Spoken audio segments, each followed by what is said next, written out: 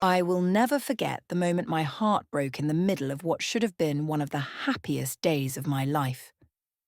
I was sitting at my son's wedding, my hands folded neatly in my lap, my chest full of pride, and my eyes wet with joyful tears. The chandeliers above us glistened like falling stars. The music played softly, and everywhere I looked people were smiling. Family, friends, colleagues. My son Daniel looked radiant in his black suit, his bride shimmering in white lace. For a moment I thought, this is it. This is the reward for years of sacrifice, for sleepless nights, for holding our little world together after his father passed away.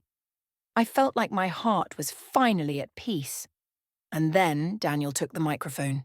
He cleared his throat, smiled that charming smile of his, and said he wanted to say a few words about me, about his mother. I straightened in my chair, my heart swelling. Perhaps he would thank me.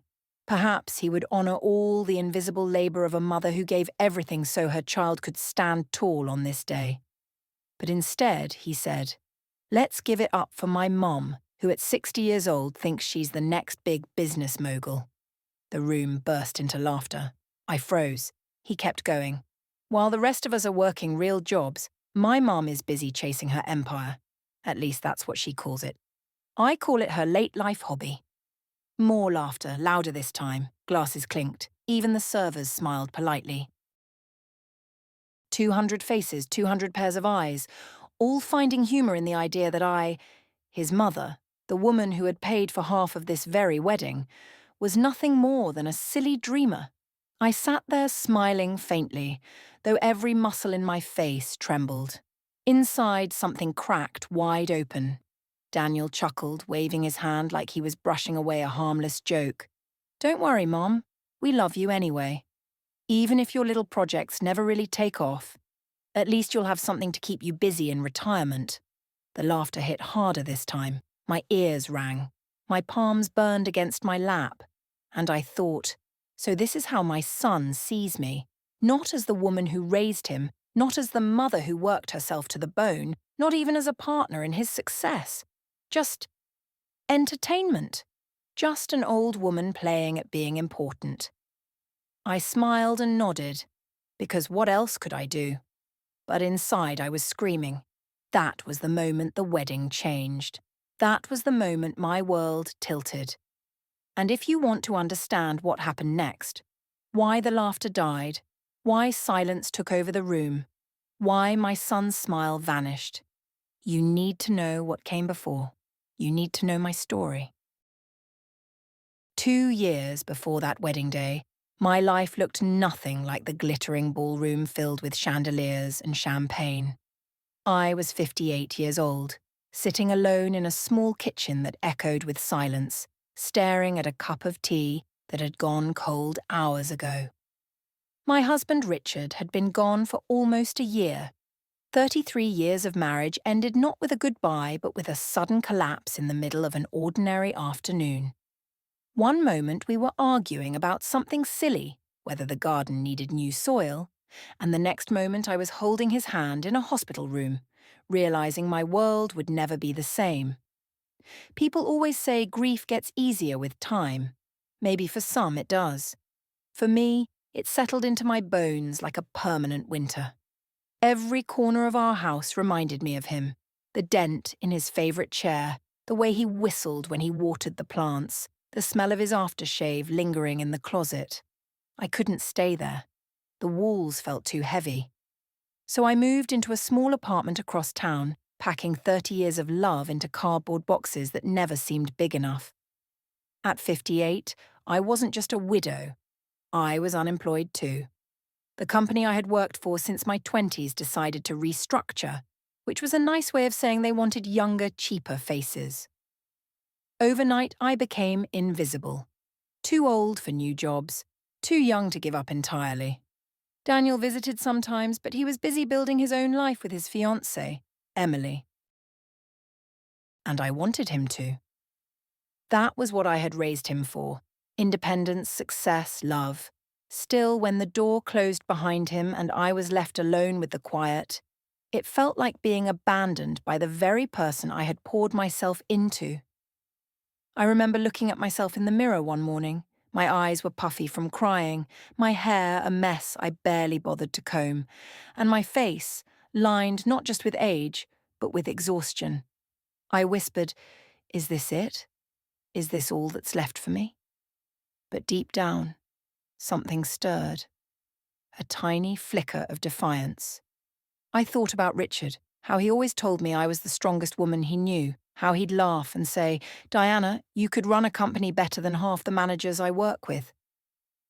I thought about all the years I'd spent organising, planning, fixing, supporting, making things work, not just for my family, but for every office I'd ever held together.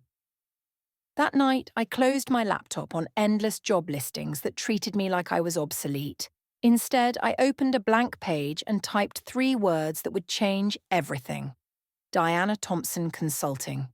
It wasn't much, it wasn't even real yet, but it was a beginning. A seed planted in the cold ground of grief. A quiet whisper that maybe, just maybe, my life wasn't over. Learning to live alone is something no one prepares you for.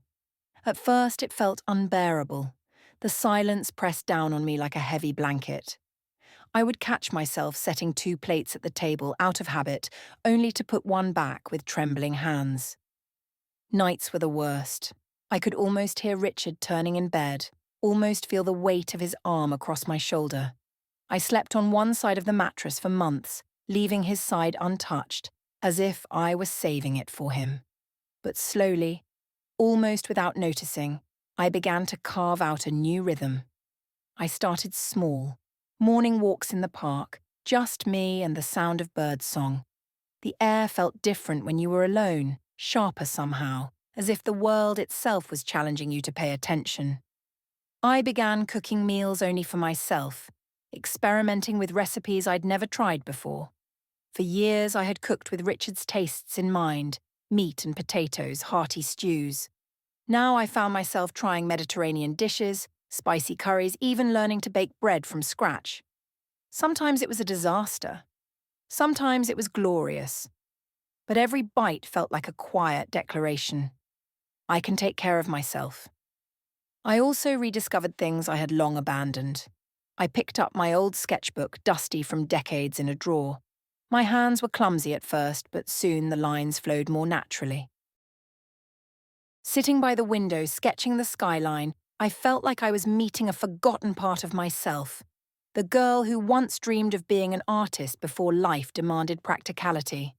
Of course, loneliness still struck hard. Some nights I cried until I fell asleep. Other times I stared at the television without even hearing what was playing. There were moments I wanted to give up, to let the silence swallow me. But then, just when the darkness felt too heavy, a spark of determination would rise in me. I'd remind myself, I survived burying my husband, I survived losing my job, I can survive this too. Living alone forced me to face truths I had avoided. I learned that strength doesn't always look like bravery. Sometimes it looks like paying bills on your own. Sometimes it looks like fixing the leaky faucet when you've never held a wrench before. Sometimes it looks like laughing at your own jokes because no one else is there to hear them. It wasn't easy, but each day I felt a little stronger, a little more certain that my life wasn't ending. It was transforming. And in that solitude, I began to hear my own voice again. For years it had been drowned out by responsibility, by marriage, by motherhood. Now, for the first time in decades, I was listening. It started with a single conversation at the corner bakery.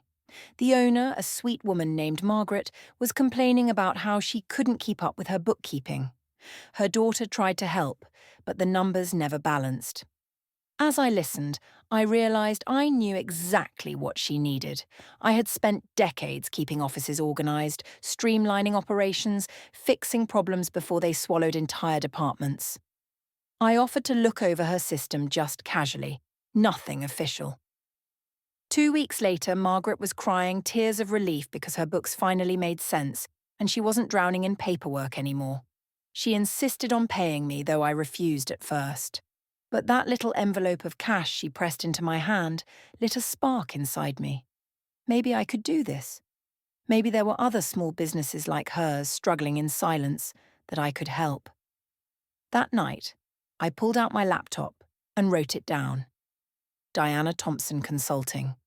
It looked so simple on the screen, yet to me it was electric. A beginning. Soon word spread. A florist needed help managing suppliers. A small print shop wanted advice on cutting costs.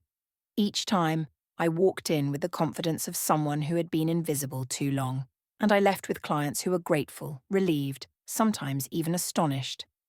I was good at this. Really good. But when I told my family, their reaction sliced through me like cold steel. My sister laughed. "Oh, Diana, that's adorable. A little hobby business to keep you occupied. Better than knitting, I suppose." Daniel wasn't much better. "Mum, you've worked hard your whole life. Maybe it's time to relax instead of chasing wild dreams." Even Emily, his fiancée, smiled politely and said, "That's cute. Like a side project." Cute. Hobby. Side project. The words felt like stones in my chest. They didn't see me. They didn't see the late nights at my kitchen table, papers spread everywhere, my heart pounding with excitement as I built something real. They didn't see the way my clients hugged me in gratitude or how my advice kept their doors open another month, another year. Instead, I was the joke, an older woman clinging to fantasies. But here's what they didn't understand. Dreams don't expire. They don't come stamped with a sell-by date. I wasn't chasing a fantasy. I was finally claiming the chance I had never taken before. And while my family rolled their eyes, I pressed forward. Every cute little project became another brick in the foundation of something much bigger than anyone could see. Something that, one day, would no longer be invisible. My first real taste of victory came when Margaret introduced me to her friend, Thomas, who ran a small hardware store. He was drowning in invoices, struggling to track inventory, and ready to give up after 40 years in business. I spent a week sorting through his mess, creating a simple system and training his nephew to keep it running. 2 weeks later, Thomas called me, his voice thick with emotion. "Diana, you saved my store.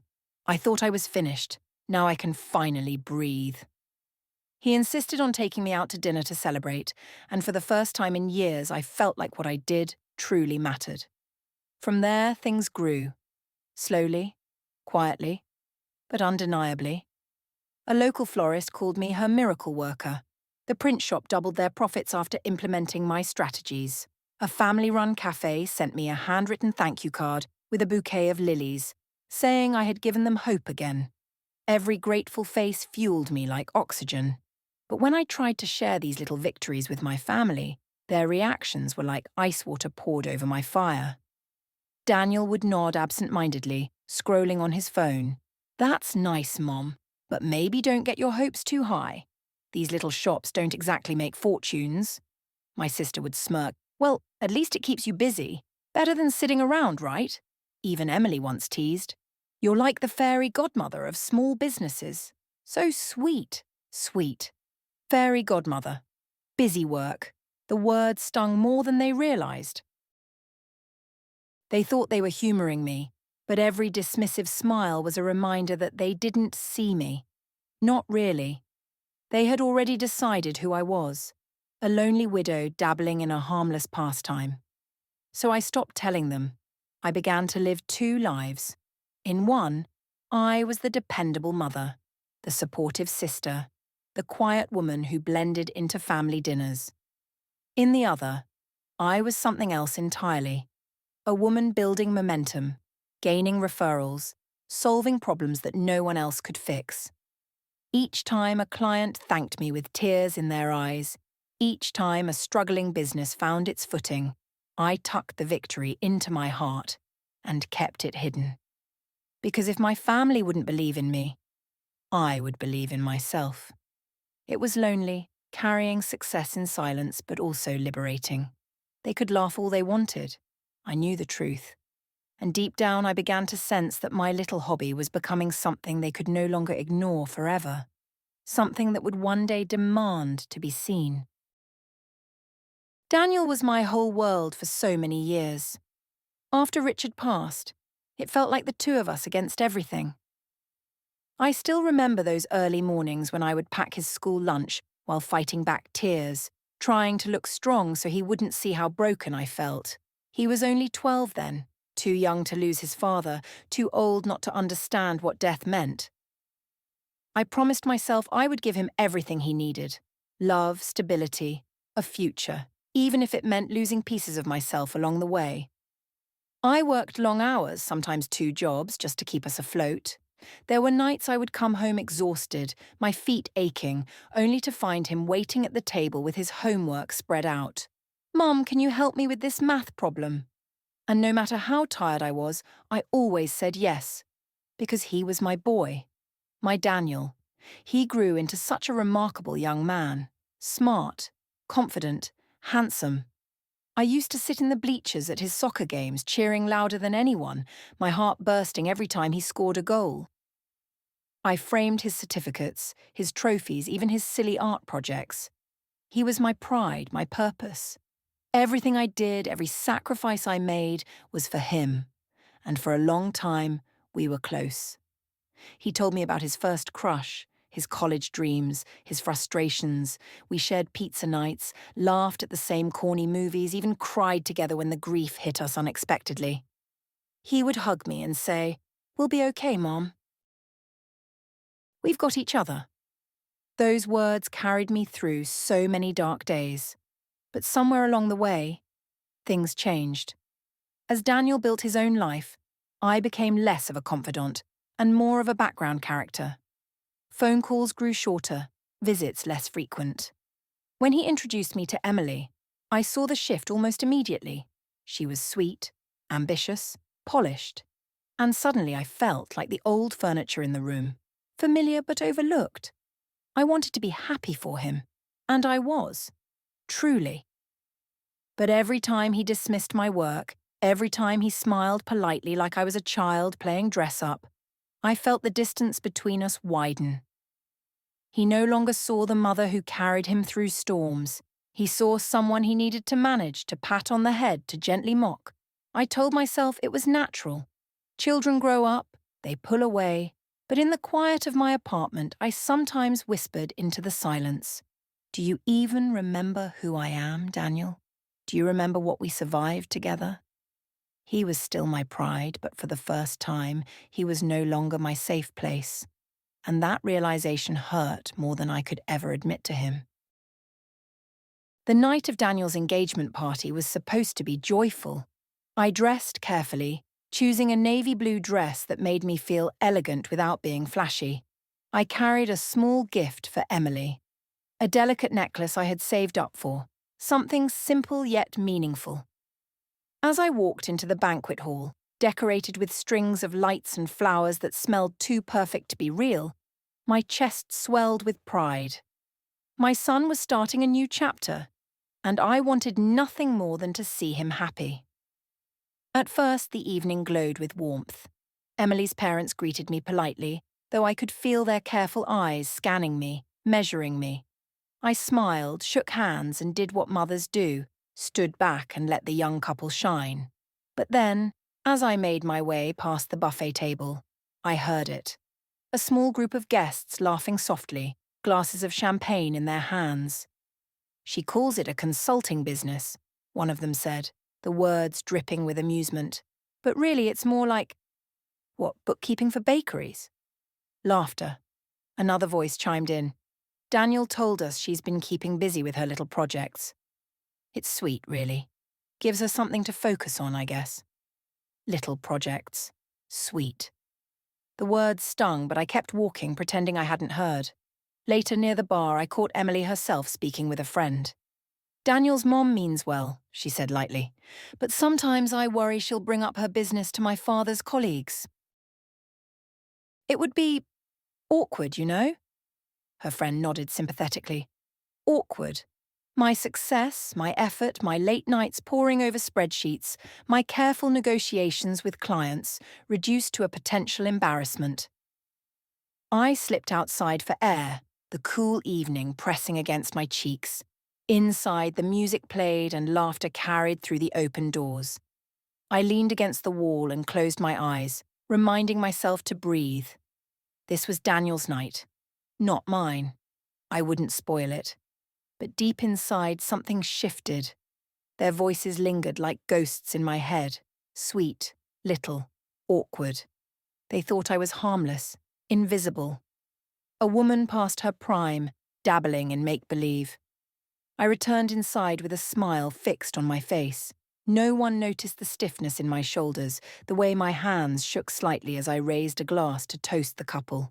That night, I realized two truths. First, that my family didn't take me seriously, and second, that one day they would. Not because I demanded it, not because I begged for it, but because the truth has a way of rising, no matter how hard people try to laugh it away. The nights became my sanctuary. While the city outside my window dimmed into quiet, my apartment came alive with papers, charts, and glowing spreadsheets. I would sit at my kitchen table, the hum of the refrigerator the only sound, and spread out folders like puzzle pieces waiting to be solved. Coffee grew cold beside me, candles burned low, and still I pressed on, hour after hour. It wasn't glamorous. There were no grand offices, no teams of assistants, just me in my slippers, reading contracts until my eyes blurred, negotiating deals over the phone with voices that never saw my face, only heard my steady tone. Sometimes I would pause and wonder if they pictured me, imagined I was sitting in some sleek downtown office, not in a tiny apartment with mismatched chairs and a plant I kept forgetting to water. I learned quickly. Every mistake became a lesson, every small victory a stepping stone. I found myself writing proposals at 2 a.m, double-checking clauses, researching markets I barely knew existed before, and when fatigue threatened to pull me under, I would remember the look on Margaret's face or Thomas's gratitude, and I would push on. The strangest part was how invisible it all remained to my family. At dinners, Daniel would ask casually, "So how's the little consulting thing?" as if it were no more serious than a new knitting hobby. I would smile, say it's fine, and change the subject. And no one knew about the contracts piling on my desk, the companies asking for my guidance, the checks that arrived with growing numbers. And in a way, I liked it that way. My hidden empire was mine alone. In those quiet hours, I wasn't anyone's widow, anyone's aging mother, anyone's joke. I was Diana Thompson, the woman who could untangle chaos, the woman who could see possibility where others only saw failure. There was a kind of power in being underestimated.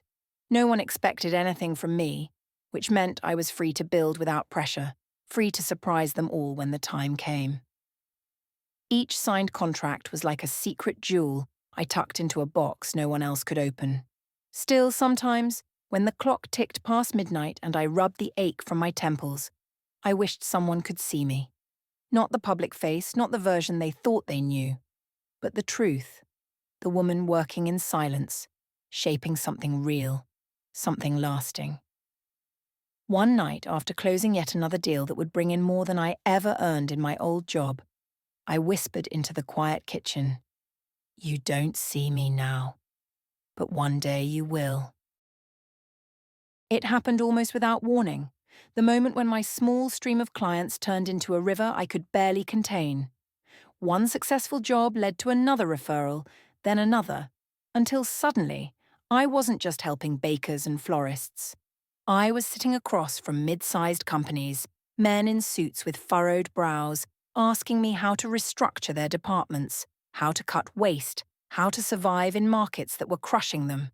And the strangest thing was, they listened. They respected me. With each new contract, I gained not only money, but leverage. I realized that if I invested part of my earnings back into these businesses, I could not only guide them, but shape their futures. Carefully, cautiously, I started acquiring small stakes. A percentage here, a share there. It was never about greed. It was about security, about building something that would outlive the loneliness of my apartment. The first time I signed papers making me part owner of a company, I stared at the document for a long time, hardly believing it. Me, Diana Thompson, the woman everyone thought was dabbling in a hobby, was now a decision maker, someone whose signature carried weight. And yet, at family dinners, nothing changed.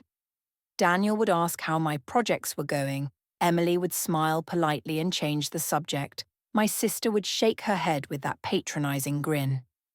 I never corrected them. I never announced that I now held shares in companies they read about in the news.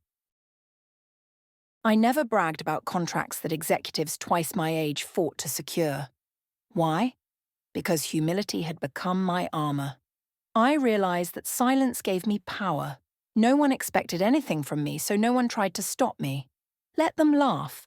Let them underestimate. Every chuckle at my expense was another stone on the wall I was building brick by brick around a fortress they couldn't yet see. Inside, though, I was changing. Each deal made me stronger, sharper, more confident. I learned to walk into boardrooms without flinching, to push back on terms that weren't fair, to hold my ground when men twice my size tried to talk over me. The woman who once cried over job rejections was gone. In her place stood someone unshakable. Still, when I sat at the table with my family, passing dishes and smiling quietly, I was just Mom, just Diana. And perhaps that was the greatest irony of all, that the people who thought they knew me best had no idea who I had become. But I did. And one day, whether I wanted it or not, the truth would come crashing into their world. The months leading up to the wedding were a whirlwind of lists and fittings, arguments over flowers, endless tastings of cakes that all seemed too sweet. Emily had a vision for the day: crystal chandeliers, ivory linens, a string quartet, and Daniel wanted nothing more than to give it to her. But visions like that came with price tags that made their eyes widen. I remember Daniel sitting across from me one evening, his hands twisting nervously, before he finally asked, "Mom, would you be able to help?" I didn't even hesitate. Of course I would help. I wrote the check without a second thought, smiling at the relief that softened his face. He never asked where the money came from. He assumed it was from Richard's life insurance, maybe savings I had quietly tucked away. And I let him assume. The truth that the money was the fruit of late nights, contracts, negotiations, stayed locked inside me. But then came the conversation I will never forget. We were at the rehearsal dinner when Daniel pulled me aside. His voice was gentle, almost pleading. "Mom, listen. At the wedding, there are going to be a lot of important people. Emily's father's colleagues, my boss, people from the firm. Could you, maybe, just not bring up your business?" I stared at him, my fork halfway to my plate. "Why would I?" I asked softly. He shifted uncomfortably. "It's just, people might not understand. I don't want them to think you're, well, chasing something unrealistic. Please, Mom, just blend in. It's Emily's big day. I don't want anything to feel awkward. Awkward. Unrealistic. Blend in." The words burned, but I swallowed them down. He wasn't asking because he hated me. He was asking because he didn't see me. To him, I was still the woman playing dress-up with her little projects. I smiled, though it felt brittle on my lips, and touched his arm. "Of course, Daniel. I wouldn't dream of embarrassing you." And I meant it. Out of love, I agreed to remain invisible. That night, back in my apartment, I sat at my desk, surrounded by contracts and figures, my pen poised over yet another deal that would grow my holdings. My phone buzzed with emails from executives waiting for my approval. But all I could hear were his words, "Blend in." I closed my laptop and whispered into the dark, "One day, Daniel, you'll see. But not today. Today is yours." The wedding day began like a dream. The sun filtered through stained glass, spilling colours across the aisle as music swelled. Emily walked toward Daniel with such grace that my eyes filled with tears. My son stood tall, his face radiant with joy, And in that moment, my heart swelled so wide I thought it might burst. Every sacrifice, every sleepless night, every lonely hour since Richard's passing, it all felt worth it as I watched Daniel promise his life to someone he loved. The reception was dazzling. Crystal chandeliers sparkled, champagne glasses clinked, laughter rippled through the hall. I sat at my table soaking in the beauty of it all, silently proud that part of this magic existed because of me, my quiet check, my invisible contribution. No one needed to know. It was enough to see my son happy. Then came the speeches. Emily's father spoke first, his words tender and traditional. Emily followed, her voice trembling with love. Applause filled the room. My heart was full. And then Daniel stood, microphone in hand, his smile wide. "I want to take a moment to talk about my mum," he began. I sat straighter, my hands folded neatly in my lap, expecting, hoping for gratitude. Perhaps he would thank me for helping him reach this day. Perhaps he would honor the years of quiet sacrifice. Instead, his next words sliced through me. "My mom is amazing. At 60, she's decided she's the next big business mogul." Laughter erupted across the hall.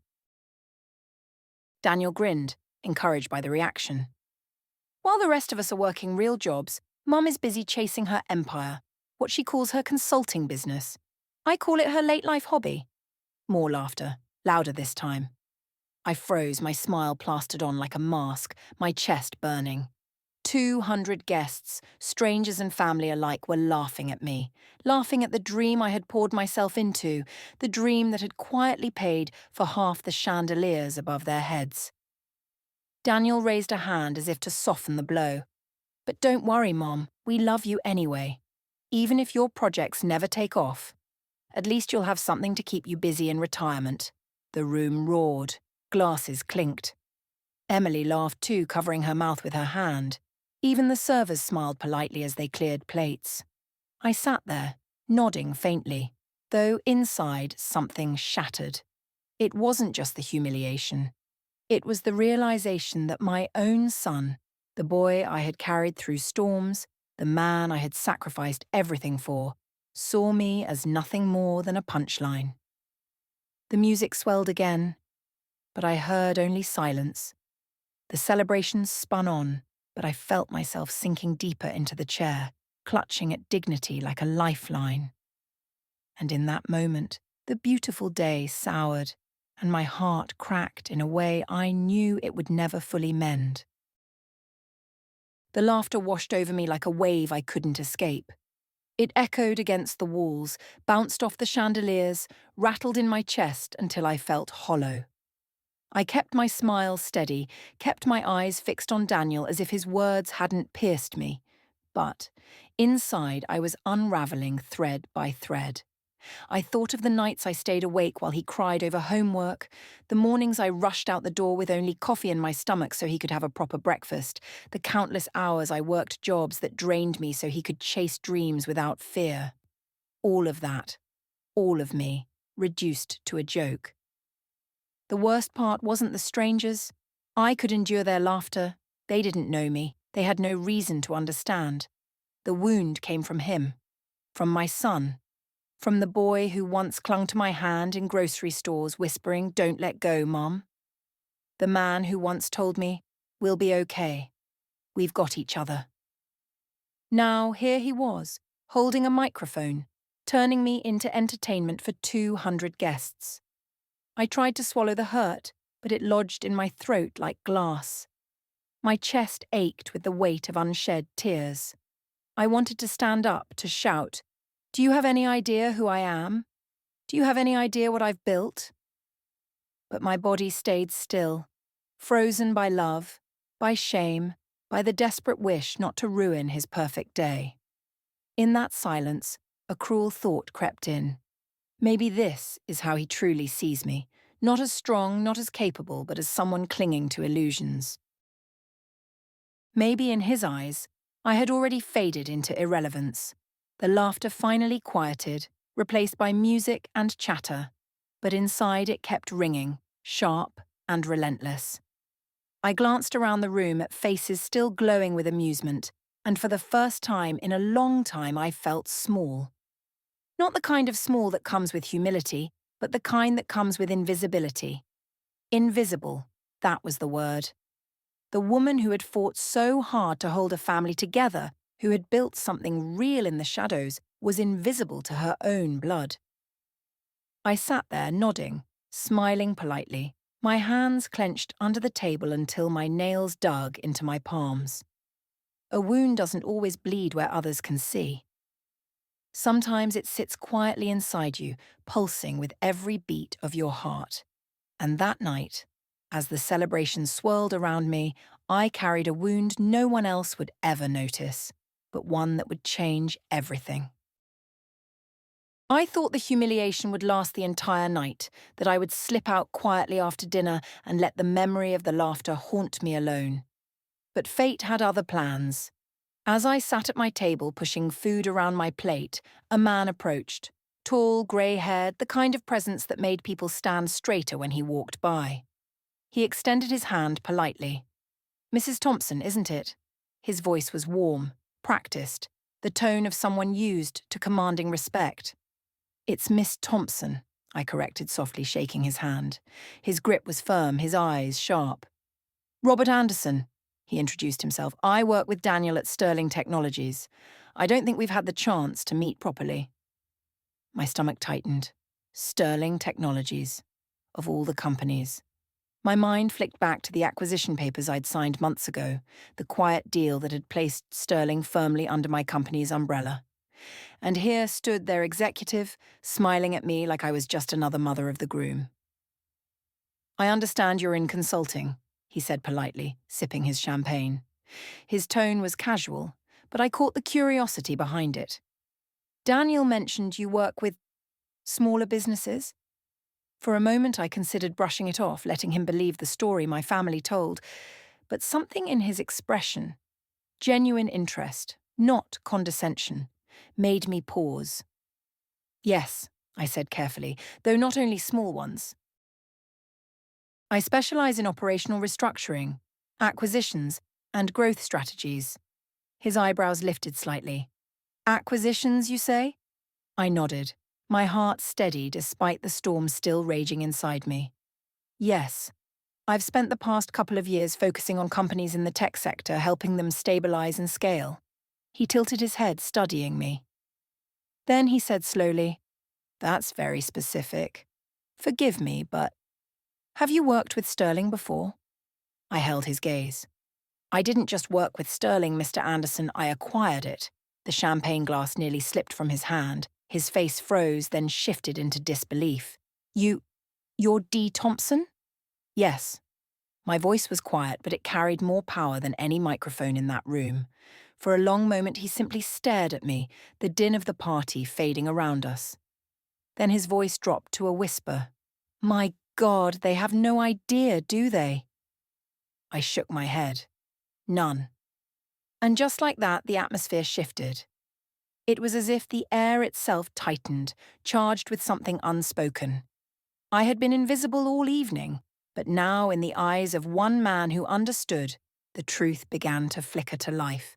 Suspense curled in my chest, because secrets never stay buried forever. Robert Anderson's expression shifted from disbelief to something sharper, something urgent. He looked around the room as if he couldn't believe what he was witnessing, the mother of the groom being politely mocked, while half the people in the hall unknowingly worked for her.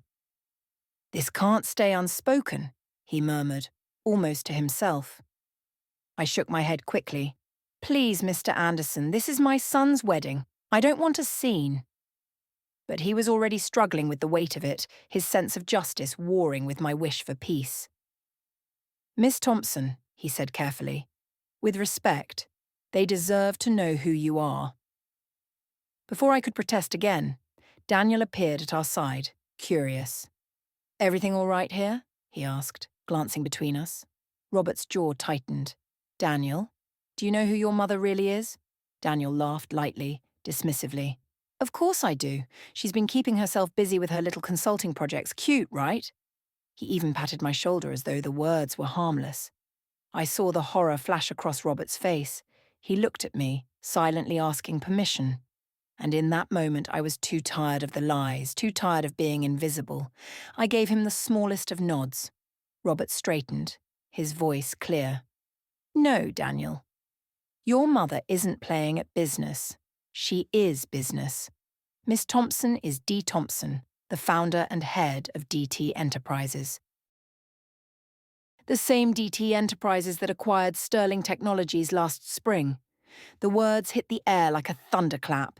The music seemed to falter. Conversation around us sputtered into silence. I heard gasps ripple through the tables, forks clattering against plates.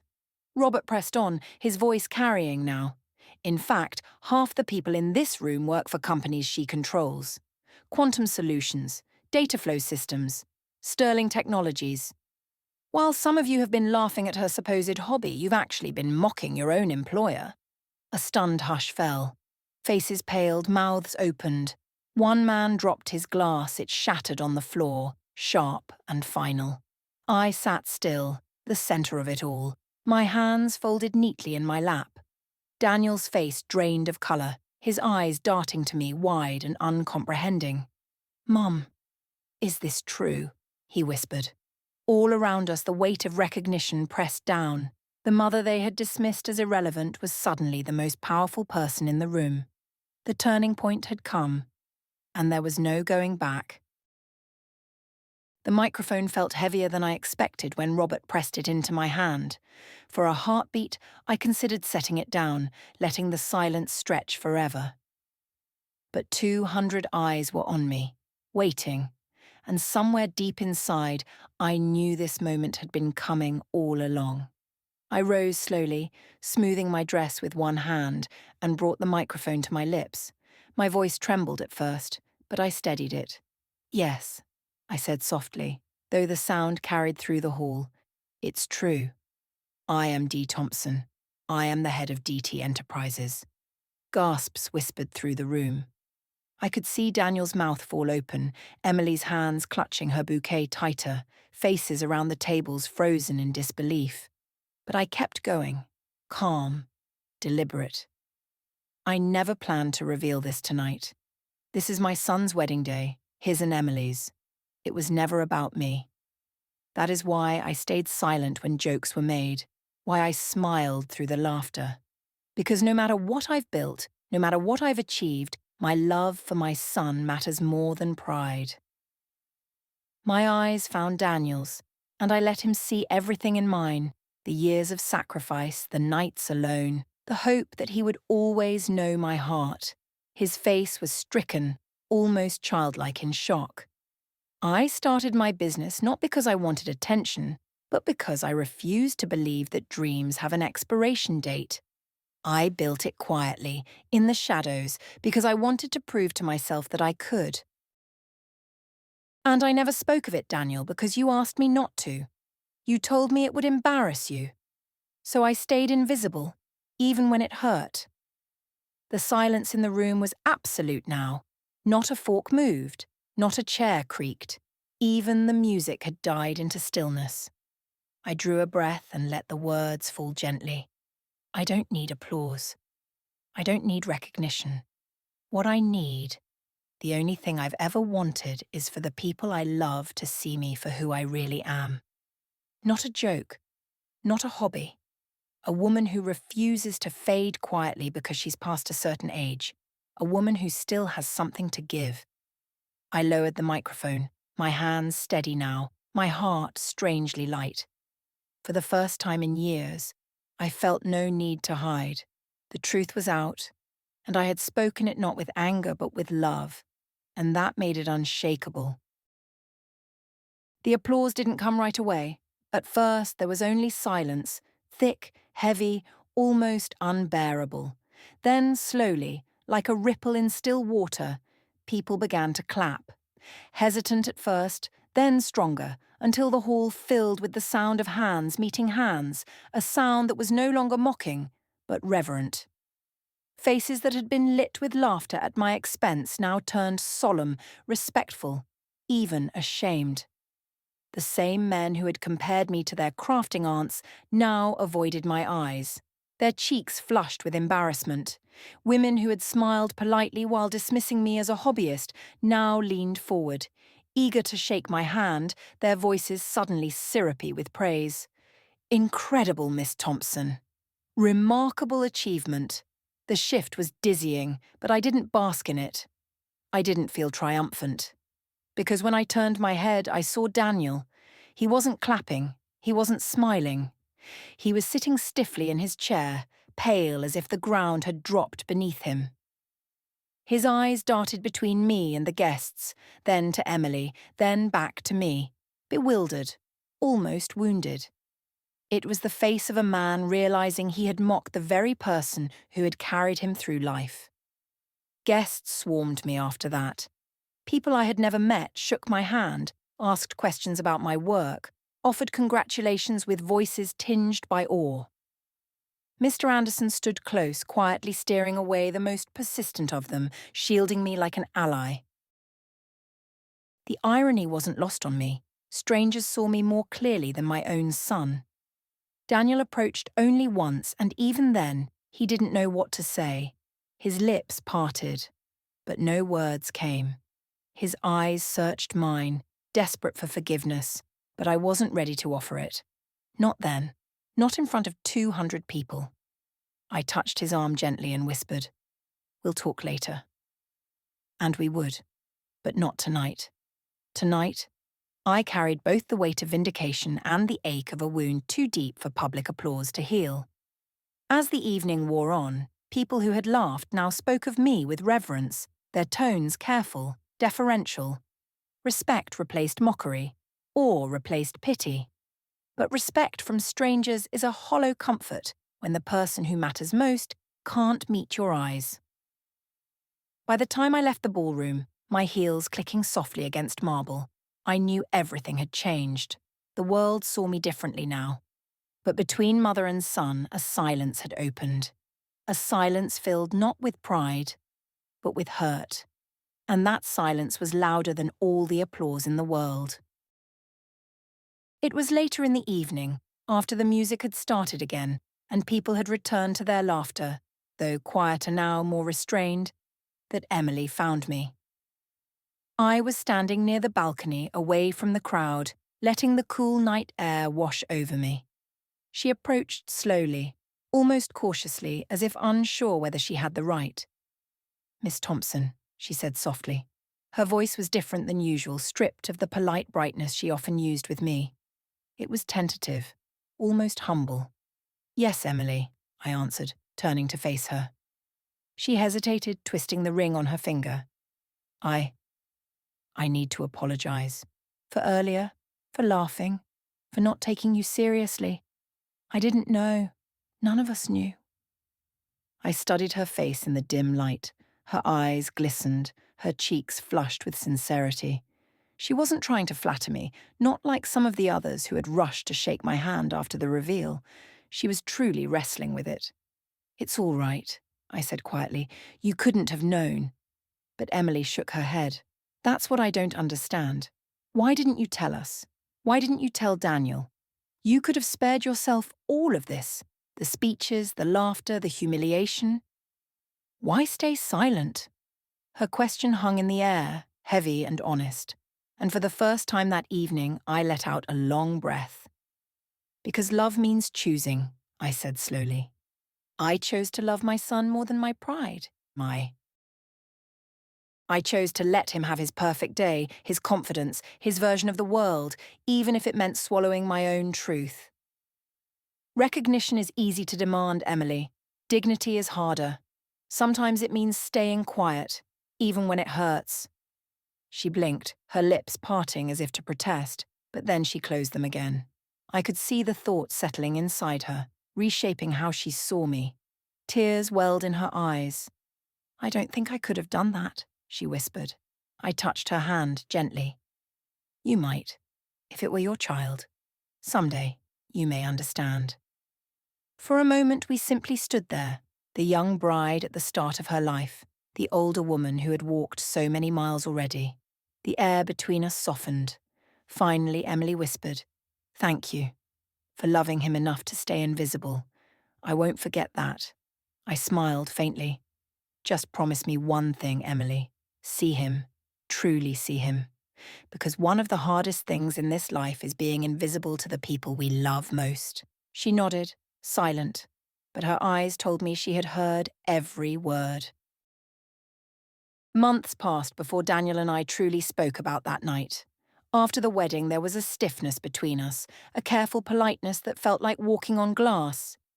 He called, yes, but the conversations were shallow. Weather, work, Emily's new job.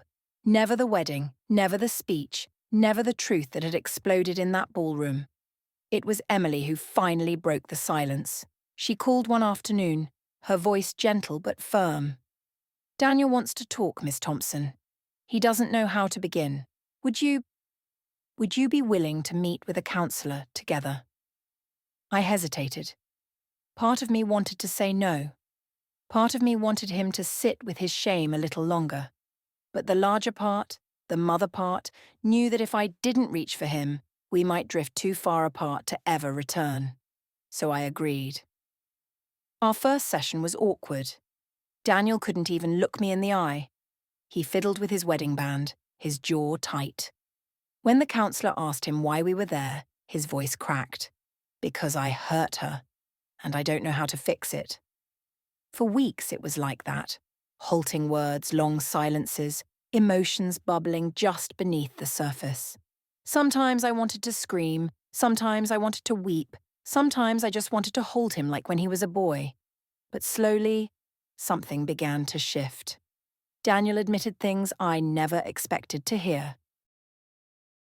That he had been embarrassed not of me, but of himself, afraid his colleagues would judge him for having a mother who, in his mind, was chasing childish dreams. He confessed he had underestimated me, not because he thought I was weak, but because he couldn't imagine me as anything other than his mother, the woman who packed his lunches, who stayed up with him through storms, who held him when he was small. "Seeing you that night," he said once, his eyes finally meeting mine, "it was like realizing I'd never really known you. And it scared me, because how could I have been so blind?" Healing wasn't instant. It wasn't neat. But week by week, we rebuilt. He began to ask me questions about my work, not politely, not dismissively, but with real interest. Sometimes he'd even call for advice, his voice carrying a respect I had never heard before. It didn't erase the wound. It didn't erase the laughter that still haunted me in quiet hours. But it was a start. And for the first time in a long time, I believed that maybe, just maybe, Daniel and I could find our way back to each other. Looking back now, I sometimes wonder if being underestimated was the greatest gift I never asked for.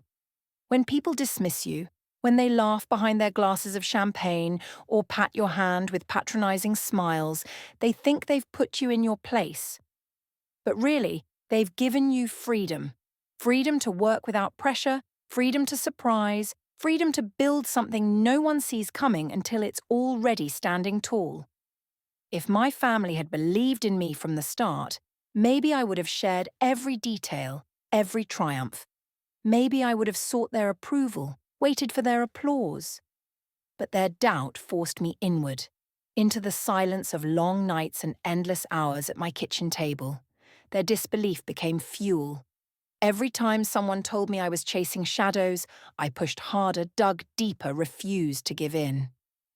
There is a strange kind of power in invisibility. When the world writes you off, you get to decide who you really are, without anyone else's script. At 58, I was told I was too old to start over. At 60, they called it a crisis. At 62, they called it impossible. And yet, here I stand, not in spite of their words, but because of them. Age has its own quiet strength. We carry not just years, but lessons carved into our bones. I knew how to endure storms because I had already survived loss. I knew how to solve problems because I had been solving them all my life. First for my family, then for offices that never noticed how much they relied on me. Experience is not a weakness. It is wealth. And the older I grew, the more I realized that wealth was mine to claim. But perhaps the most important lesson I've learned is this: dignity matters more than recognition. That night at the wedding, I could have stood and shouted my truth over their laughter. I could have demanded respect. But dignity meant waiting, enduring, letting love speak louder than pride. And when the truth finally surfaced, it carried weight, not because I shouted it, but because I had lived it. So yes, being underestimated hurt. It cut deep. But it also sharpened me, like a blade forged in fire. Every chuckle, every dismissive glance, every whispered hobby shaped me into the woman I became. Now, when I walk into a boardroom, when I negotiate a deal, when I hold the respect of people who once looked right through me, I carry that history proudly. Because I know the truth. There is nothing more dangerous, nothing more powerful than a woman who has been underestimated and refuses to stay that way. So here I am, years later, telling you this story, not because I crave applause, but because I want you to hear what I had to learn the hardest way possible. People will underestimate you. They will tell you you're too old, too late, too foolish, too fragile. They will laugh at your dreams, mock your efforts, and shake their heads with pity when you dare to try. Sometimes those voices will come from strangers. Sometimes, heartbreakingly, they will come from the people you love most. But here's what I discovered. Being underestimated doesn't have to be a curse. It can be a secret weapon. Because when no one expects anything of you, you are free to exceed every expectation. When they are busy laughing, you are busy building. And when the time comes, the reveal will be all the more powerful because no one saw it coming. I've been the invisible one, the quiet woman in the corner, smiling while the world mistook my silence for weakness. I've been the butt of the joke, the late-life crisis, the hobbyist. And I've also been the woman who turned those insults into fuel, who built something real in the hours no one was watching, who held her ground when it would have been easier to shrink. I don't regret staying quiet at the wedding. As painful as it was, I chose love over pride, but I also don't regret when the truth finally came out. Because in that moment, not only did others see me clearly, Daniel saw me too. And while it will take years to fully heal the wound between us, that night cracked open the possibility of respect where there had only been dismissal. So if you're listening now, and you've been told your time has passed, I want you to remember this. Time is not an enemy. It is a teacher. Every wrinkle carries wisdom. Every scar carries strength. Your dreams do not expire just because the calendar pages have turned. One evening, after everything had settled, I looked at myself in the mirror and smiled. Not the polite smile I wore at dinners, not the brittle smile I wore through humiliation, but a true smile, the smile of a woman who knows her worth. And this is what I whispered. Words I want you to carry with you long after my story ends. You are never too old to be underestimated, and never too old to prove them wrong. What part of this story touched you the most? Share your thoughts in the comments. I'd love to read them. If this story felt close to your heart, give it a like, subscribe if you want to be part of a space where real stories matter. Got a couple more minutes? Check out the next story. It's also about the things we rarely say out loud.